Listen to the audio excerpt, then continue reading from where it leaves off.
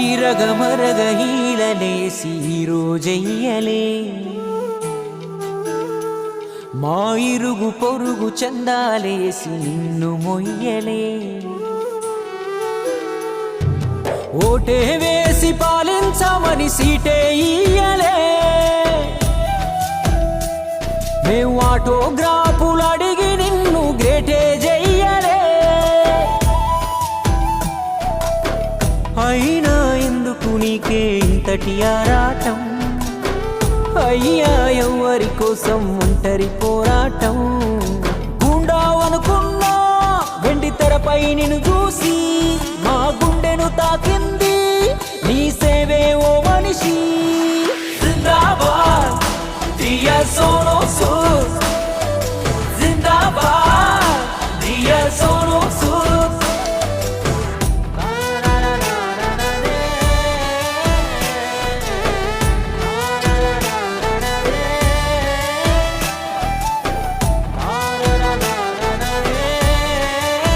ఎక్కడో ఉండే తను కష్టాలను తీర్చడానికి వచ్చిన దేవుడు అని చెప్పచ్చు.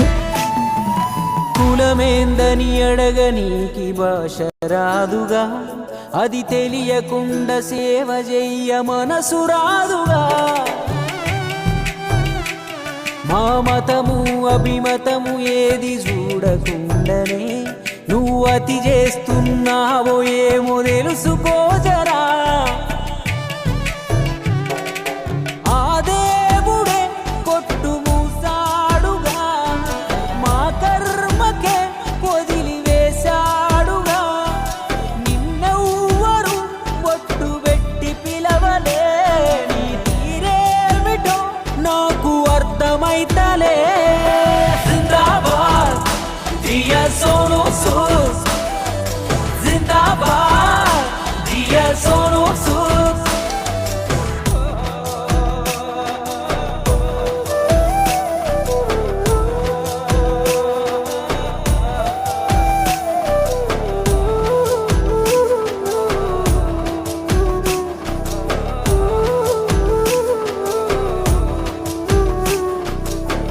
చేయాలనుకుంటే నీ ఊరు ఉందిగా ఈ ప్రాంతీయ గొడవలేవి నీకు బట్టవా ఏ తల్లి కడుపు నిండా నిన్ను గన్నదో ఇది నీ తండ్రి నెత్తుటి అంశాన ఉన్నదో నువ్వు చాటావుగా ఓ నవస్ఫూర్తినే ఆ దైవానికే మానవ రూపువే విస్తరించిందిగా నీ సాయం కదా విశ్వమే చేరదా నీకు చేదోడుగా. నాకు సోనూ సూద్ గారిని కలిసి అవకాశం వస్తే నా 1,30,000 అవుతాయి. అప్పటికి 1,30,000 మొత్తం ఇచ్చేస్తాను నేను హ్యాపీగా. జిందాబాద్ డియర్ సోనూ సూద్ జిందాబాద్ డియర్ సోనూ సూద్. మొన్న ఊరికి పోతే మా అవ్వ అడిగింది దేశమిట్ట ఆగమైపోతుంటే ఏ దేవుడు దంటబడతలేడేంది బిడ్డ అని. ఒక్క దేవుడుంటే బాధ్యత తీసుకునేవాడేమో. సందు సందుకు మందకో దేవుడు తయారై దేవుళ్ళ గుంపు ఎక్కువైపోయాక ఇంకా ఏ దేవుడు వస్తాడు?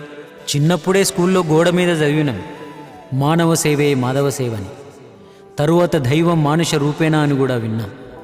కానీ అవేవి ఎక్కించుకోకుండా దేవుళ్ళను దేవులాడుతూ మీ దేవుడు గొప్ప మా దేవుడు గొప్ప అని గొడవలు పడుతూనే ఉన్నాం. సోనూ సూద్ ఒక్కడే అది బాగా గుర్తుపెట్టుకున్నాడు. మానవ సేవే చేస్తున్నాడు, మనిషిలోనే మాధవుణ్ణి చూస్తున్నాడు. ఇక ఇప్పుడు ఆ సూదుకెట్లా సూదులు పడవాలా అని చూడకుండా మనం కూడా మనకు తోచినంత సాటి మనిషికి సాయపడదాం. మనం సంపాదించుకున్న ఆస్తి వయసు మీరితే పేరు మార్చుకుంటుంది. మనం చేసిన మంచే ఎప్పటికీ మన పేరు మీద ఉంటుంది. మళ్ళా చెప్తున్నా, చేసిన సాయం తప్ప ఇంకేదీ నీతో రాదు.